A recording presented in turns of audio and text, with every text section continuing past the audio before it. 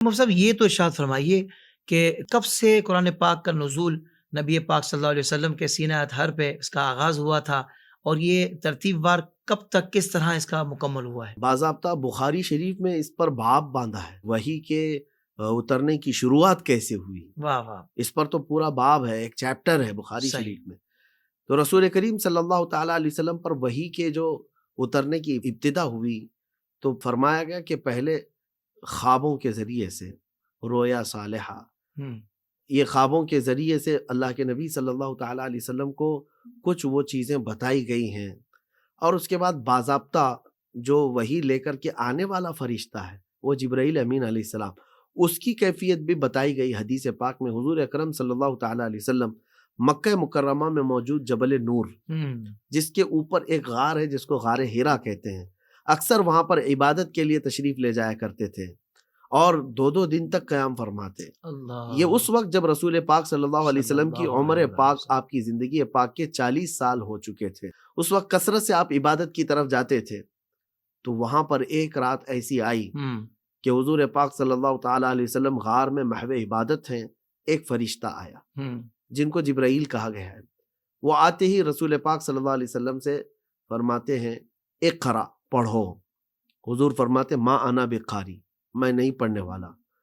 اب یہاں آ کر کے بہت سارے پھسل جاتے ہیں اور یوں ترجمہ کرتے ہیں مجھے پڑھنا نہیں آتا۔ استغفر، یہ ترجمہ کہاں سے کر دیا انہوں نے؟ مجھے پڑھنا نہیں آتا، یہ ترجمہ تو اپنے پیٹ سے گڑ لیا، اور یہ ان کا جو اندر کی ان کا جو تعصب ہے وہ نکل کر آیا۔ یہ جو ہے ما انا بقاری کا ترجمہ یہ ہوگا کہ میں نہیں پڑھنے والا، میں نہیں پڑھنے والا۔ واہ۔ اب اس کے بعد اس فرشتے نے آپ کو سینے سے سینے پر لگایا اور دبوچا۔ حضور پاک صلی اللہ تعالیٰ علیہ وسلم نے فرمایا بڑی سختی کے ساتھ اس نے دبوچا، اس کے بعد چھوڑا، پھر کہا اقرا، پڑھو۔ پھر حضور نے وہی جواب دیا۔ 3 مرتبہ اس طرح کا معاملہ ہوا۔ چوتھی مرتبہ اس فرشتے نے کہا اقرا بسم ربک الذی خلق، پڑھو اپنے اس رب کے نام سے جس نے پیدا کیا۔ سبحان اللہ۔ رسول پاک صلی اللہ تعالیٰ علیہ وسلم نے پڑھنا شروع فرمایا۔ یہاں ایک نقطہ ہے، اقرا آسان ہے یا اقرا بسم ربک الذی خلق آسان ہے؟ اقرا آسان ہے۔ کسی کو بھی پڑھانے کے لیے ایک ٹکڑا آسان ہے، پورا جملہ آسان نہیں ہوتا۔ تو آسان 3 مرتبہ فرشتے نے کہا، آپ نے نہیں پڑھا، اور اتنا بڑا جملہ فرشتے نے کہا، آپ پڑھ دیے۔ تو یہاں مطلب یہ نہیں ہے کہ علم کی کمی ہے، پڑھنا نہیں آتا، اگر اقرا پر تو پورے آیت کیسے پڑھ لیتے؟ واہ واہ واہ واہ، میں پڑھنے والا نہیں۔ اور مزاج رسول پاک صلی اللہ علیہ وسلم نے یہ دے دیا امت کو کہ پڑھو وہی چیز جو رب کے نام سے شروع ہو۔ واہ واہ واہ واہ، سبحان اللہ، اقرا بسم ربک الذی خلق۔ کیا بات ہے، واہ واہ۔ اب فرشتے نے یہ آیتیں 5 آیتیں رسول پاک صلی اللہ تعالیٰ علیہ وسلم کی بارگاہ میں پیش کی، اس کے بعد وہ چلا گیا۔ اب حضور پاک صلی اللہ تعالیٰ علیہ وسلم آئے گھر تو سخت ٹھنڈیوں میں بھی آپ کے پسینے آ رہے تھے، اور آپ صلی اللہ تعالیٰ علیہ وسلم جو ہے یوں فرما رہے تھے زمیلونی زمیلونی، مجھے چادر اوڑاؤ، ڈھانک دو۔ کبھی ٹھنڈیاں سخت لگتی اور کبھی جلال۔ لوگ یہ کہتے ہیں کہ حضور پاک صلی اللہ تعالیٰ علیہ وسلم گھبرا گئے ہوں گے، فرشتے کو دیکھ کر ڈر گئے ہوں گے، اس لیے یہ کیفیت تھی۔ نعوذ باللہ من ذالک، یہ ملحدین کے اعتراضات ہیں۔ نہیں، بلکہ یہ جلال وحی کا اثر تھا۔ تو رسول کریم صلی اللہ تعالیٰ علیہ وسلم کے قلب پاک نے اس عظیم وحی کی امانت کو اٹھایا ہے، تو پھر ظاہر سی بات ہے کہ قلب اطہر پر جو اثر تھا وہ دیکھنے کو ملا۔ حضرت خدیجۃ الکبریٰ رضی اللہ تعالیٰ عنہا نے اس دن پوچھا کہ ہوا کیا ہے آپ کو؟ آپ صلی اللہ علیہ وسلم نے کیفیت بتائی، ایک فرشتہ آیا اور اس نے یہ آیتیں پڑھائی۔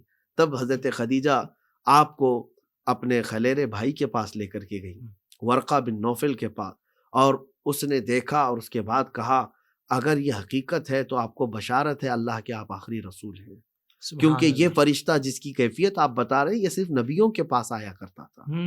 تو رسول پاک صلی اللہ تعالیٰ علیہ وسلم کو حضرت خدیجۃ الکبریٰ نے پھر یہ کہا کہ آپ کے ساتھ کچھ برا نہیں ہوگا، اس لیے کہ آپ یتیموں کے ماوا و ملجا، بے سہاروں کے سہارا اور لوگوں کا بوجھ اٹھانے والے، آپ کے ساتھ رب تبارک و تعالیٰ جو فرمائے گا وہ بہتر معاملہ فرمائے۔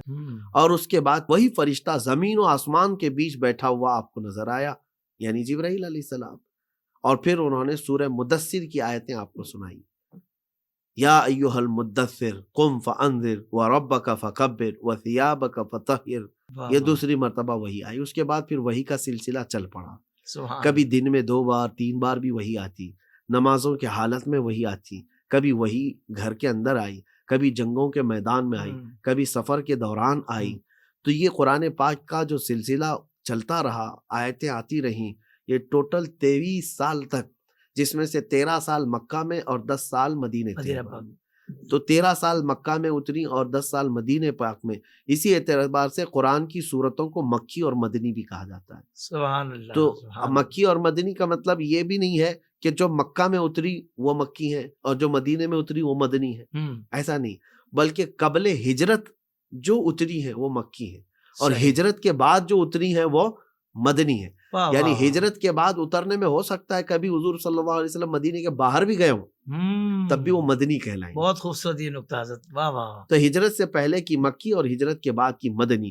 23 سال تک یہ سلسلہ چلتا رہا۔ ہم، اچھا، اور ایک بات میں آپ کو یہ بھی بتا دوں کہ حضور پاک صلی اللہ تعالیٰ علیہ وسلم کو یہ آیت کر کے جو قرآن عطا کیا گیا ہے، ایسا نہیں ہے کہ رسول پاک صلی اللہ تعالیٰ علیہ وسلم قرآن جانتے ہی نہیں، بلکہ حدیث پاک میں یہ بھی ہے کہ جبرائیل امین ہر رمضان آتے تھے اور حضور پاک صلی اللہ علیہ وسلم کے ساتھ پورے قرآن کا دور کر کے جاتے تھے۔ سبحان اللہ، سبحان اللہ، وہ تھا، وہ امت کے لیے تقاضۂ وقت کے اعتبار سے آیتیں آتی رہیں، لیکن رسول پاک صلی اللہ تعالیٰ علیہ وسلم کو پورے قرآن کا علم دیا گیا تھا، جو آپ ہر رمضان جبرائیل امین کے ساتھ دور کرتے تھے۔ واہ واہ واہ واہ واہ، سبحان اللہ، یہ ہے قرآن پاک کے آیات کے نزول کی ابتدا سے لے کر کے میں نے کچھ کیفیتیں آپ کے سامنے۔ زندگی کے تمام شعبوں میں دینی رہنمائی حاصل کرنے اور آخرت کو بہتر کرنے کے لیے ہمارے YouTube channel Islamic digital studio کو سبسکرائب کر لیں